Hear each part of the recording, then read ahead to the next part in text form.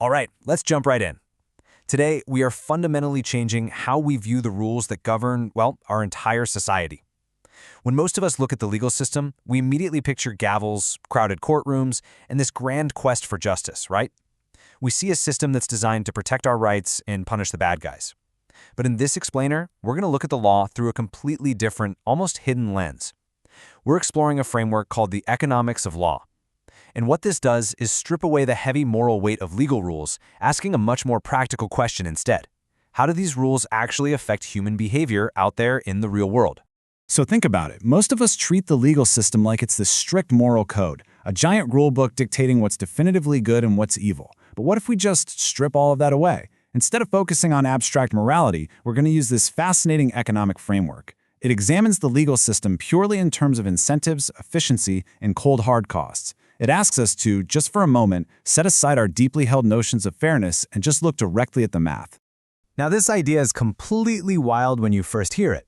But think about framing every single legal consequence, from a basic speeding ticket to a massive corporate breach of contract, simply as a price on a menu. That is the core working idea here. A penalty or a legal remedy is just a cost attached to a specific action. In this economic view, a fine isn't necessarily society morally condemning you. It's simply the established price for engaging in that behavior. Say you want to park in a loading zone to grab a coffee. Under this lens, that $50 parking ticket, it's not a punishment for doing something wrong. It's literally just the premium price you pay for VIP parking. The law sets the price for the choice, and you decide if it's worth the cash.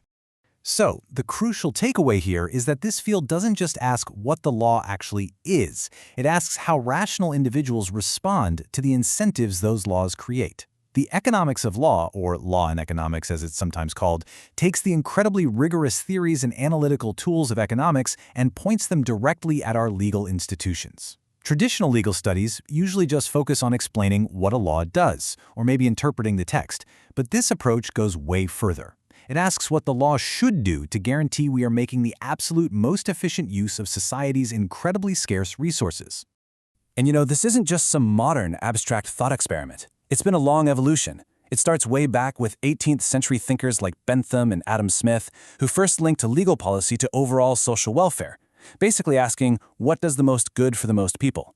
Fast forward to the early 20th century, and you have institutional economists studying how legal rules shape economic behavior.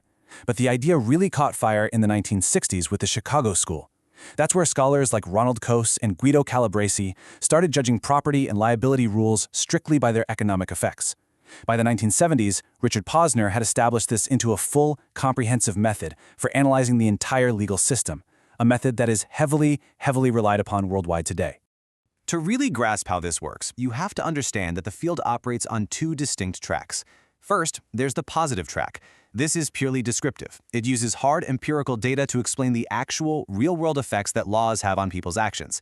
It just looks at what is literally happening. But on the flip side, we have the normative track. This one is prescriptive. It takes a look at those effects and then recommends which legal rules society ought to adopt if our main goal is to maximize economic efficiency and minimize social costs. It essentially hands us a roadmap for how to write better, smarter rules. Now, to make all of these economic models actually work, the entire machine runs on one massive assumption, that you and I are rational, self-interested actors who adjust our behavior based on these legal prices.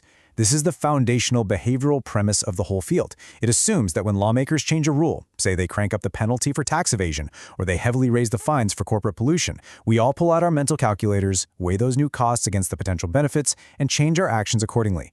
Lawmakers are basically using the law as a giant lever to nudge rational actors toward outcomes that benefit the whole of society. But if the ultimate goal of the law is efficiency, how in the world do we actually measure that? Well, we usually contrast two ideas: strict Pareto efficiency and the much more workable Kaldor-Hicks test.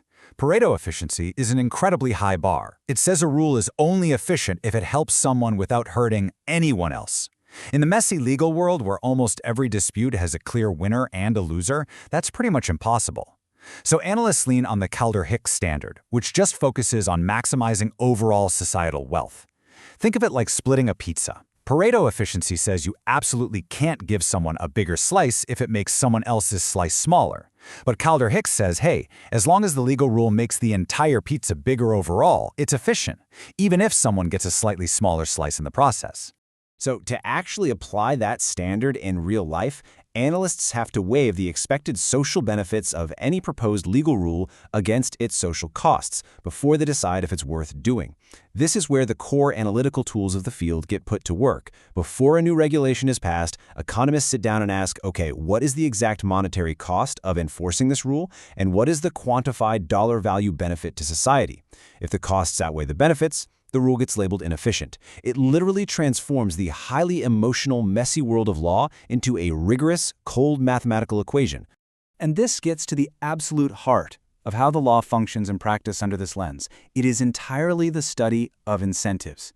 By tweaking liabilities and penalties, lawmakers can directly alter the choices rational actors make. When you change the remedy for a breached contract, or you bump up the damages awarded in a negligence case, you aren't just resolving one past dispute between two people. You are actively sending a pricing signal to everyone else in society.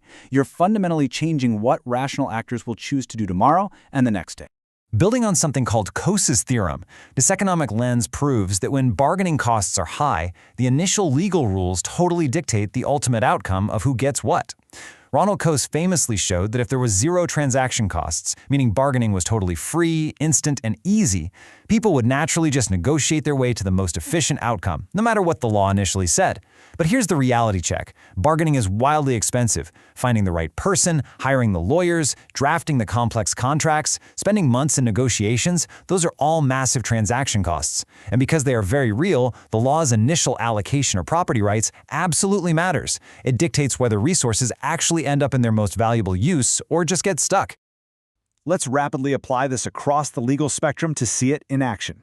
In contract law, the economic view suggests that sometimes breaking a contract is actually the best possible thing for society. Seriously, if you break a contract, pay the required penalty, and still manage to make a larger profit doing something else, the law views that as an efficient breach. It's a net win for the economy, which is totally counterintuitive to how we normally think about keeping promises. And in tort law, it completely shifts how we view negligence. It doesn't demand perfect zero-risk safety. Instead, it calculates the optimal care level where the cost of preventing accidents perfectly balances out the cost of the accidents themselves. It's just seeking that perfectly calculated level of care. It even reshapes how we view crime. It frames punishment as a strict formula of deterrence based on the probability of detection. Through this lens, criminal law isn't about moral retribution or justice for the soul. It calculates optimal fines by multiplying the harm of the crime by the likelihood of actually getting caught. Wild, right? Then over in corporate and regulatory law, the focus shifts to minimizing what are called agency costs. That's basically the financial friction that happens when a manager's personal interests don't perfectly align with the company's owners. It analyzes corporate regulations by asking how we can design market rules that achieve cost-effective compliance without choking the broader economy. Whether it's reducing transaction costs and property disputes or enforcing antitrust measures, this economic lens applies to virtually everything. In property law, the entire goal is to define ownership as clearly as possible. Why? To reduce those pesky transaction costs we talked about earlier, which allows resources to flow smoothly to whoever values them most. In competition law, economics is the absolute bedrock of antitrust enforcement. It focuses on ensuring that market power isn't abused to choke out competition and create a deadweight loss, which is really just economist speak for a scenario where society as a whole loses out on value because the market became wildly inefficient. Okay, but hold on a second. We aren't actual robots perfectly calculating every single move, right? Which brings us to the system's massive blind spots. We have to look at the limitations here. First off, bounded rationality. Real humans aren't perfectly informed, and we definitely aren't relentlessly rational. We make emotional, impulsive mistakes. Second, efficiency is absolutely not the same thing as justice. A rule that maximizes total wealth might severely undervalue human dignity or basic fundamental rights. Third, this whole thing has huge distributive blind spots. Focusing only on total welfare completely ignores who is bearing the heavy costs and who is reaping all the benefits. And finally, some concepts, like liberty, basic morality, and fairness, they simply resist being reduced to a neat monetary formula. But despite those flaws, learning this framework gives you a literal superpower for understanding society. It gives future lawyers, policymakers, and just everyday citizens a powerful second lens to look through. You don't just ask if a rule is valid on paper anymore. You can measure its true hidden impact on the real world. Understanding the economics of law bridges the massive gap between abstract legal doctrine and measurable reality. It moves us from simply reading the rules to actively engaging in their design. It provides much sharper policy analysis, better judicial reasoning, and smarter legislative drafting, ultimately helping us build rules that create the right incentives instead of disastrous unintended side effects. So, while this framework is an undeniably brilliant tool, it leaves us with one really critical challenge to think about. If the law is, at its core, just a pricing system, are we entirely comfortable with who can actually afford to pay the price? As you look at the legal rules governing your own life today, you have to ask yourself, does this rule actually work to benefit society? And beneath the veil of efficiency, who is truly bearing the cost? Keep looking closely at those hidden incentives all around you. Thanks so much for joining me for this explainer.